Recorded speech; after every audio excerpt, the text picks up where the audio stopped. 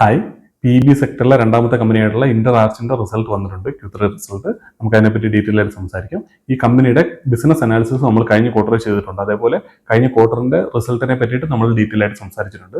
കണ്ടിട്ടില്ലാത്ത ആളുകൾ ആ ഒരു വീഡിയോ കണ്ടതിന് ശേഷം ഈ വീഡിയോ കണ്ടാൽ കുറച്ചുകൂടി ഒരു ബിസിനസിനെ പറ്റി ധാരണ ഉണ്ടാവാൻ സാധ്യതയുണ്ട്. അതുകൊണ്ട് തന്നെ നമ്മൾ ഡീറ്റെയിൽ ആയിട്ട് ബിസിനസ്സിലേക്ക് കിടക്കുന്നില്ല. നമുക്ക് റിസൾട്ടുകളിലേക്ക് നോക്കിയാൽ കഴിഞ്ഞ ക്വാർട്ടറിൽ കമ്പനി ഏകദേശം 50% മുകളിൽ റവന്യൂ ഗ്രോത്തും 56% അടുത്ത് പ്രോഫിറ്റ് ഗ്രോത്തും വന്നിരുന്നു. ഓപ്പറേറ്റിംഗ് ലിവറേജും കാര്യങ്ങളൊക്കെ കിട്ടിയിരുന്നു. ഈ ഒരു ക്വാർട്ടറിലേക്ക് നോക്കിയാൽ കമ്പനിയുടെ സെയിൽസ് ഗ്രോത്ത് എന്ന് പറയുന്നത് ഏകദേശം 43-44% റവന്യൂയുടെ ഗ്രോത്ത് എന്ന് പറയുന്നത്.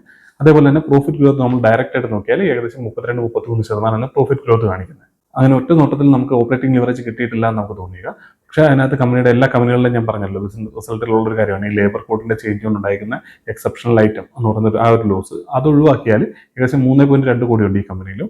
അത് ഒഴിവാക്കിയാൽ ഏകദേശം 40-42% അടുത്തേക്ക് ഇവരുടെ പ്രോഫിറ്റ് ഗ്രോത്ത് വരുന്നുണ്ട്. അതുകൊണ്ട് തന്നെ ആ ഒരു വൺ ടൈം ഇമ്പാക്ട് ഒഴിവാക്കിയാൽ ഇവർക്ക് കമ്പനിക്ക് ഏകദേശം റവന്യൂ ഗ്രോത്തിന് അടുത്ത് തന്നെ പ്രോഫിറ്റ് ഗ്രോത്തും വരുന്നുണ്ട് കമ്പനിക്ക്. ഇനി ഈ കമ്പനിയെ സംബന്ധിച്ചിടത്തോളം ഓപ്പറേറ്റിംഗ് ലിവറേജ് കിട്ടാത്തതിന്റെ മെയിൻ റീസൺ എന്താണെന്ന് വെച്ചാൽ അവർ നല്ല രീതിയിൽ എക്സ്പാൻഡ് ചെയ്യുന്നുണ്ട്. അതായത് കപ്പാസിറ്റി അഡീഷൻ കാര്യങ്ങളെല്ലാം കൂടുതലായിട്ട് അവർ ചെയ്യുന്നുണ്ട്. അതിനെപ്പറ്റി നമുക്ക് ഡീറ്റെയിൽ ആയിട്ട് സംസാരിക്കാം. അതുകൊണ്ടാണ് അവർക്ക് ആ രീതിയിൽ ഓപ്പറേറ്റിംഗ് ലിവറേജ് കിട്ടാത്തത്.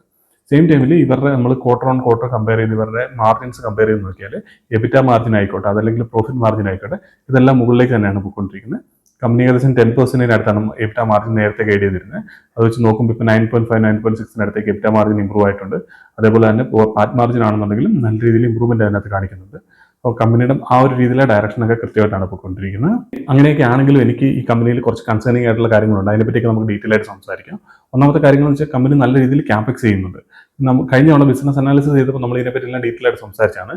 ഇവർ ആന്ധ്രാപ്രദേശിലെ കിച്ച പ്ലാന്റിൽ ഏകദേശം അവർ ഒരു 10,000-20,000 മെട്രിക് ടണ്ണിന്റെ കപ്പാസിറ്റി അഡീഷൻ ചെയ്തിരുന്നു ഓൾറെഡി. അതെല്ലാം അവിടെ കൂട്ടുമ്പോൾ അവർക്ക് ഏകദേശം ഇപ്പോൾ ഒരു 1,60,70,000 1,80,000 അടുത്ത് കപ്പാസിറ്റി ഇപ്പോൾ കമ്പനിക്ക് ഓൾറെഡി ഉണ്ട്. PEBയിൽ കമ്പനി ഇപ്പോൾ 2 എക്സ്പാൻഷൻ ചെയ്യുന്നുണ്ടായിരുന്നു. നമ്മൾ കഴിഞ്ഞ തവണ സംസാരിച്ച സമയത്ത് 2 എക്സ്പാൻഷനാണ് എക്സ്ട്രാ വരുന്നത്. ഒന്ന് കമ്പനി ആന്ധ്രാപ്രദേശിൽ പുതിയൊരു എക്സ്പാൻഷൻ ചെയ്യുന്നുണ്ട്. അവിടെ ഹെവി സ്ട്രക്ചേഴ്സിന് വേണ്ടിയിട്ടുള്ള ഒരു കപ്പാസിറ്റിയാണ് അവിടെ ചെയ്തുകൊണ്ടിരുന്നത്. പിന്നെ രണ്ടാമത് അവർ കപ്പാസിറ്റി അഡീഷൻ ചെയ്യുന്നത് ഗുജറാത്തിലായിരുന്നു. ഗുജറാത്തിലെ 5ാമത്തെ പുതിയ പ്ലാന്റ് ആയിരുന്നു വരുന്നത്. അതും ഈ 2 കപ്പാസിറ്റി അഡീഷൻ ആയിരുന്നു പുതിയതായിട്ടുണ്ടായിരുന്നത് കഴിഞ്ഞ ക്വാർട്ടറിൽ. പക്ഷേ ഈ ഒരു ക്വാർട്ടറിലേക്ക് വന്നപ്പോൾ മാനേജ്മെന്റ് QIP ചെയ്യാനായിട്ട് തീരുമാനിച്ചിട്ടുണ്ട്. ഏകദേശം 100 കോടി രൂപയുടെ QIP ആണ് അവർ ചെയ്യാനായിട്ട് ഉദ്ദേശിക്കുന്നത്. അത് ചെയ്യാനുള്ള മെയിൻ റീസൺ എന്താണെന്ന് വെച്ചാൽ ഇപ്പം നമ്മൾ പറഞ്ഞല്ലോ ഈ ആന്ധ്രാപ്രദേശിൽ ഒരു പ്ലാന്റ് വരുന്നുണ്ട്, അതേപോലെ ഗുജറാത്തിലെ പുതിയൊരു ഫാക്ടറി വരുന്നുണ്ട് എന്നുള്ള കാര്യം. ഇത് രണ്ടും കൂടാതെ അവർ എക്സ്ട്രാ 2 ഫാക്ടറികളിലൂടെ ചെയ്യാനായിട്ട്, അതായത് 2 പ്ലാന്റുകൂടെ പുതിയതായിട്ട് കമ്പനി ഈ ഒരു ഫിനാൻഷ്യൽ ഇയർ തന്നെ വരുന്ന ഫിനാൻഷ്യൽ ഇയർ കൊണ്ടുവരാനായിട്ട് ഉദ്ദേശിക്കുന്നുണ്ട്. ഒന്ന് പറഞ്ഞാൽ ആന്ധ്രാപ്രദേശിലെ phase 2 ആണ്. ആന്ധ്രാപ്രദേശിലെ phase 1 ആണ്. ഇപ്പോൾ ഹെവി സ്ട്രക്ചേഴ്സിന്റെ phase 1 വരുന്ന Q2 കംപ്ലീഷൻ ആവുമെന്നാണ് പറഞ്ഞിരിക്കുന്നത്. അവിടേക്ക് അവർ അതിന്റെ phase 2 തന്നെ കൊണ്ടുപോകണം. അത് വരുന്ന ജനുവരിയിൽ കംപ്ലീറ്റ് ആവുമെന്നാണ് പറഞ്ഞത്. അപ്പോൾ ഇത് രണ്ടും അടുത്ത ഫിനാൻഷ്യൽ ഇയർ തന്നെ കംപ്ലീറ്റ് ആവും. അതേപോലെ തന്നെ ഗുജറാത്തിൽ നമ്മൾ പറഞ്ഞല്ലോ 5ാമത്തെ പ്ലാന്റ് ആണ് ഓൾറെഡി നടന്നുകൊണ്ടിരിക്കുന്നത്. അതിന് കൂടാതെ തന്നെ അവർ അവിടെ ഒരു 6ാമത്തെ പ്ലാന്റിന്റെ കൺസ്ട്രക്ഷനോടെ സ്റ്റാർട്ട് ചെയ്യാനായിട്ട് പോവാണ്. അതും ഈ പറഞ്ഞ ജനുവരിയിലേക്ക് കംപ്ലീഷൻ ആവുമെന്നാണ് പറയുന്നത്. അപ്പോൾ ഗുജറാത്തിലെ ഇപ്പോൾ ഓൾറെഡി ചെയ്തുകൊണ്ടിരിക്കുന്ന ഗുജറാത്തിലെ ആന്ധ്രാപ്രദേശിലെ 2 പ്ലാന്റുകൾ ഈ പറഞ്ഞ Q2 കംപ്ലീഷൻ ആവും. അതുപോലെ തന്നെ ഈ 2 പ്ലാന്റുകൾ ഉള്ളിടത്ത് തന്നെ അവർ എക്സ്ട്രാ പുതിയ പ്ലാന്റുകൾ കൊണ്ടുവരുവാണ്. ഒന്ന് ഗുജറാത്തിലും ഇത് പറഞ്ഞ ആന്ധ്രാപ്രദേശിലാണ്. ആന്ധ്രാപ്രദേശിൽ വരുന്നത് ഹെവി സ്ട്രക്ചേഴ്സിന്റെ തന്നെയാണ് phase 2 വരുന്നത്. സോ അവർക്ക് അവിടെ ഓൾറെഡി സ്പേസും കാര്യങ്ങളൊക്കെ ഉണ്ട്. അതുകൊണ്ട് തന്നെ ലാൻഡ് അക്വിസിഷനോ കാര്യങ്ങളോ ഒന്നും അവിടെ വേണ്ടി വരുന്നില്ല. അപ്പോൾ അത് ജനുവരിയിൽ വരും. ഗുജറാത്തിൽ ഇവർക്ക് പുതിയൊരു ലാൻഡ് എടുക്കേണ്ടതായിട്ട് വരും. സോ അവിടെ ഈ പറഞ്ഞ പോലെ ജനുവരിയിലേക്ക് അതിന്റെ കംപ്ലീഷൻ ആവുമെന്നാണ് പറഞ്ഞത്. അപ്പോൾ 2 പ്ലാന്റുകൾ Q2 2 പ്ലാന്റുകൾ ഏകദേശം ജനുവരിയിലായിട്ട് കംപ്ലീഷൻ ആവും. അപ്പോൾ അങ്ങനെ സംഭവിക്കുന്ന സമയത്ത് ഇവരുടെ മൊത്തം കപ്പാസിറ്റി ഇപ്പോൾ PEBക്ക് ഏകദേശം ഒരു 1,80,000 അടുത്ത് കപ്പാസിറ്റി ഉണ്ടെങ്കിൽ PEBയുടെ കപ്പാസിറ്റി ഏകദേശം 2,40,000 to 2,60,000 കൂടാനുള്ള സാധ്യതയാണ്. വരുന്ന ഒരു 1 ഇയറിനുള്ളിൽ ഏകദേശം 50% കപ്പാസിറ്റി PEBയിൽ കൂടും. അതേപോലെ ഹെവി സ്ട്രക്ചേഴ്സിന്റെ കാര്യം പറഞ്ഞാൽ ഏകദേശം 20,000 മെട്രിക് ടണ്ണിന്റെ കപ്പാസിറ്റിയാണ് അതിനകത്ത് ഓരോ ഫേസിനും ഉള്ളത്. അപ്പോൾ അത് നോക്കുമ്പോൾ ഏകദേശം 40,000 to 45,000 മെട്രിക് ടണ്ണിന്റെ കപ്പാസിറ്റിയാണ് ഹെവി മെറ്റൽസിലും വരാനായിട്ട് പോകുന്നത്. അത് നോക്കുമ്പോൾ നല്ല രീതിയിൽ കപ്പാസിറ്റി അഡീഷൻ കമ്പനി ചെയ്യുന്നുണ്ട്. പക്ഷേ ഇവിടെയുള്ള ഏറ്റവും വലിയ കൺസേണിംഗ് ആയിട്ടുള്ള കാര്യം എന്താണെന്ന് വെച്ചാൽ ഇപ്പോഴത്തെ കമ്പനിയുടെ കപ്പാസിറ്റി യൂട്ടിലൈസേഷൻ ആണ്. ഇപ്പോൾ ഏകദേശം കമ്പനി 90% അടുത്ത് കപ്പാസിറ്റി യൂട്ടിലൈസേഷൻ ചെയ്യുന്നുണ്ട്. ഇപ്പോൾ അവർ യൂസ് ചെയ്തേക്കുന്നതിനെ കഴിഞ്ഞ് ഒരു 10% കൂടെ ഉള്ളൂ കമ്പനിക്ക് ഇനി അവിടെ യൂട്ടിലൈസേഷൻ റിമൈൻ ചെയ്യുന്നുള്ളൂ. അങ്ങനെ നോക്കുമ്പോഴത്തേന് ഇപ്പോൾ കമ്പനി ഏകദേശം 30% മുകളിൽ ഗ്രോ ചെയ്യുന്നുണ്ട്. മാനേജ്മെന്റ് നേരത്തെ ഗൈഡ് ചെയ്തുകൊണ്ടിരുന്ന ഏകദേശം 15%, അവിടുന്ന് 20% ഗൈഡൻസ് കൂട്ടിയിരുന്നു 20-25%. ഇപ്പോൾ മാനേജ്മെന്റ് ഗൈഡ് ചെയ്തിരുന്നു ഏകദേശം 30% മുകളിൽ. അതിപ്പോൾ ഓൾറെഡി ഇപ്പോൾ കമ്പനിയുടെ പെർഫോമൻസ് കണ്ടാലായിട്ട് അറിയാം. അവർ ഈ ഒരു ഫിനാൻഷ്യൽ ഇയറിലെ ടാർഗറ്റിന് മുകളിൽ അവർ പെർഫോം ചെയ്ത് കഴിഞ്ഞു. ആ ഒരു രീതിയിൽ നോക്കുമ്പോൾ 1,900 to 1,900 മുകളിലേക്ക് അവരുടെ റവന്യൂ ഗ്രോത്ത് വരും എന്നുള്ള കാര്യമാണ് മാനേജ്മെന്റ് പറഞ്ഞേക്കുന്നത്. അങ്ങനെ ഇപ്പോൾ ഒരു 1,900 മുകളിലേക്ക് ഇപ്പോൾ 1,950 എത്തണമെങ്കിൽ പോലും അടുത്തൊരു ക്വാർട്ടറിൽ ഏകദേശം ഒരു 100 കോടിയും കൂടി എക്സ്ട്രാ ചെയ്താൽ മതി.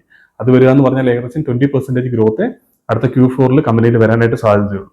അതേപോലെ ഇവർ അടുത്ത ഫിനാൻഷ്യൽ FY27 ഗൈഡൻസ് എന്ന് പറഞ്ഞാൽ 2050 കോടി ചെയ്യുമെന്നാണ് നേരത്തെ ഉണ്ടായിരുന്ന ഗൈഡൻസ് റവന്യൂ ചെയ്യുന്ന കാര്യം. അതിപ്പോൾ 2100 മുകളിലേക്ക് എത്തും എന്നുള്ള കാര്യമാണ് മാനേജ്മെന്റ് പറഞ്ഞിരിക്കുന്നത്. അങ്ങനെ ഇപ്പോൾ നമുക്ക് നോക്കുമ്പോൾ ഗൈഡൻസ് കൂട്ടിയായിട്ട് നമുക്ക് തോന്നാം. പക്ഷേ സെയിം ടൈമിൽ നമ്മൾ ഈ ഒരു ഫിനാൻഷ്യൽ ഇയറിൽ എത്താൻ പോകുന്ന അവരുടെ റവന്യൂ ഒന്ന് അങ്ങോട്ട് കമ്പയർ ചെയ്യുന്ന സമയത്ത് മാനേജ്മെന്റ് തന്നെ പറഞ്ഞിട്ടുണ്ട് ഏകദേശം 12 to 15% ആണ് ഇവർ അടുത്ത ഫിനാൻഷ്യൽ ഇയറിൽ റവന്യൂ ഗ്രോത്ത് ആയിട്ട് നോക്കുന്നത്. ഇപ്പം നമ്മൾ 30% മുകളിൽ ഗ്രോ ചെയ്തുകൊണ്ടിരിക്കുന്ന ഒരു കമ്പനി അടുത്ത ഫിനാൻഷ്യൽ ഇയറിലേക്ക് 12 to 15% ആണ് മാനേജ്മെന്റ് ഗൈഡ് ചെയ്യുന്നത്. പക്ഷേ ഇവർ എപ്പോഴും എന്താ പറയുക കൺസർവേറ്റീവ് ആയിട്ട് ഗൈഡ് ചെയ്തിട്ട് അതിന് മുകളിൽ പെർഫോം ചെയ്യുന്ന ഒരു കമ്പനി തന്നെയാണ്.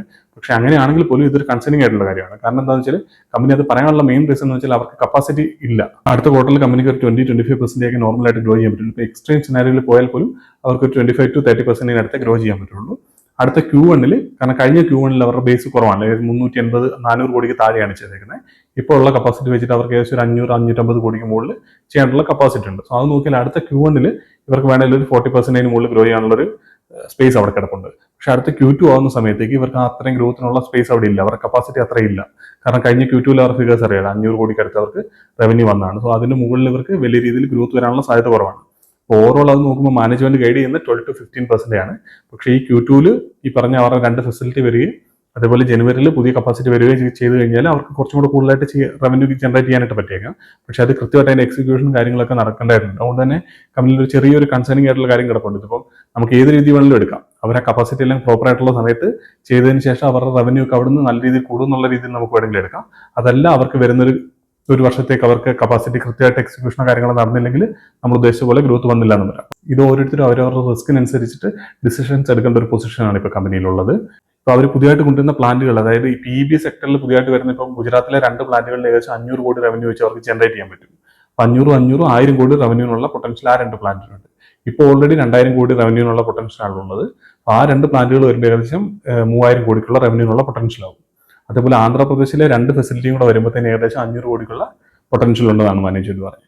ഈ ഒരു വരുന്ന ഫിനാൻഷ്യൽ ഇയർ എൻഡ് ചെയ്യുന്ന സമയത്ത് അടുത്തൊരു 2027 ജനുവരി ഫെബ്രുവരി ആവുന്ന സമയത്ത് കമ്പനിയുടെ ഒരു കപ്പാസിറ്റി എന്ന് പറയുന്നത് ഏകദേശം ഒരു 3400-3500 കോടി റവന്യൂ പൊട്ടൻഷ്യൽ ഉള്ള ഒരു കമ്പനിയായിട്ട്, അതിനുള്ള കപ്പാസിറ്റി ഉള്ള ഒരു കമ്പനിയായിട്ട് മാറും. അത് കഴിഞ്ഞ് 2028 അവരുടെ ഗ്രോത്തിനുള്ള പൊട്ടൻഷ്യൽ എല്ലാം കമ്പനി ഓൾറെഡി അവിടെ ചെയ്യും. ജനുവരി ഫെബ്രുവരി ആവുന്ന സമയത്തേക്ക് അവർ കംപ്ലീഷൻ ചെയ്യുമെന്നാണ് പറഞ്ഞിരിക്കുന്നത്. അങ്ങനെ നോക്കുമ്പോൾ നമുക്ക് 2027 ഏത് രീതിയിൽ ഗ്രോത്ത് വരും എന്നുള്ളത് നമുക്ക് ഇപ്പോൾ ഉറപ്പ് പറയാനായിട്ട് പറ്റില്ല. അടുത്ത ക്വാർട്ടറൊക്കെ നമുക്ക് വെയിറ്റ് ചെയ്യേണ്ടതായിട്ടുണ്ട്. അതാണ് ഇപ്പോൾ ഇന്റർനാഷണൽ നടന്നുകൊണ്ടിരിക്കുന്നത്. നമ്മളിപ്പോൾ ഓൾറെഡി ഈ പാക്കിന് സംസാരിച്ച് പറഞ്ഞത് അവരുടെ മാനേജ്മെന്റ് 30% ഏകദേശം 20% ആയിട്ട് ഗൈഡൻസ് കുറയ്ക്കുകയാണ് ചെയ്തിരുന്നത്. അതേപോലെ തന്നെ ഇന്റർനാഷണൽ നോക്കിയാലും 30% മുകളിലാണ് അവർ ഈ ഒരു ക്വാർട്ടർ കൊണ്ട് തന്നെ എത്തിയേക്കുന്നത്. അപ്പോൾ ഈ ഒരു ഫിഗർ Q3 എത്തിയ സമയത്താണ് മാനേജ്മെന്റ് ആ ഒരു രീതിയിലേക്ക് ഗ്രോത്ത് ഗൈഡൻസ് കൂട്ടിയത്. അതിന് മുമ്പ് അവർ 20-25% അടുത്ത് മാത്രമാണ് ഗൈഡൻസ് ചെയ്യുന്നത്. അതിന് മുമ്പ് അതിലും താഴെയായിരുന്നു ഗൈഡൻസ് ഉള്ളത്. എന്തായാലും ഇവർ കൺസർവേറ്റീവ് ആയിട്ടാണ് ഗൈഡൻസ് വന്നുകൊണ്ടിരിക്കുന്നത്. പക്ഷേ ഇവർ ഇതുപോലെ തന്നെ ഇവർ എക്സിക്യൂഷൻസും കാര്യങ്ങളൊക്കെ കൃത്യമായിട്ട് കപ്പാസിറ്റി അഡീഷൻ ഒക്കെ നടന്നില്ല എന്നുണ്ടെങ്കിൽ അടുത്തൊരു ഫിനാൻഷ്യൽ ഇയറിൽ ഗ്രോത്ത് വരാനുള്ള സാധ്യത വളരെ കുറവാണ്. എന്തായാലും നമുക്കത് കൃത്യമായിട്ട് ട്രാക്ക് ചെയ്തുകൊണ്ടിരിക്കേണ്ടതായിട്ടുണ്ട് കമ്പനി. ബാക്കി എല്ലാ കാര്യങ്ങളും കമ്പനി കൃത്യമായിട്ടാണ് പോയിക്കൊണ്ടിരിക്കുന്നത്. പക്ഷേ അവർക്ക് ടോപ്പ് ലൈനിൽ ഗ്രോത്ത് വരണമെന്നുണ്ടെങ്കിൽ പുതിയ കപ്പാസിറ്റി അഡീഷൻ വന്നാലേ പറ്റുള്ളൂ. എന്തായാലും നമുക്ക് വരുന്ന ക്വാർട്ടറുകളിലൊക്കെ കൃത്യമായിട്ട് കമ്പനിയെ ട്രാക്ക് ചെയ്യാം. ഇപ്പോൾ V2 റിട്ടേണിന്റെ റിസൾട്ട് വന്നിട്ടുണ്ട്. മാനേജ്മെന്റിന്റെ കമന്ററിയുടെ കേട്ടതിന് ശേഷം V2 റിട്ടേണിന്റെ ഡീറ്റെയിൽ ആയിട്ടുള്ള വീഡിയോ ചെയ്യാം. V2ന്റെ റിസൾട്ട് എന്തായാലും ഫസ്റ്റ് ഇംപ്രഷൻ നല്ല റിസൾട്ട് തന്നെയാണ്. അവരുടെ PPT കണ്ടപ്പോഴും എല്ലാം കൃത്യമായിട്ട് തന്നെയാണ് കമ്പനിയുടെ മൂവ്മെന്റും കാര്യങ്ങളെല്ലാം വന്നിരിക്കുന്നത്. ഇനി മാനേജ്മെന്റിന്റെ കമന്ററിയുടെ കേട്ടിട്ട് നമുക്ക് ഉടനെ തന്നെ അവരുടെ വീഡിയോ കൂടെ ചെയ്യാം. നമുക്ക് അടുത്തൊരു വീഡിയോയിൽ കാണാം.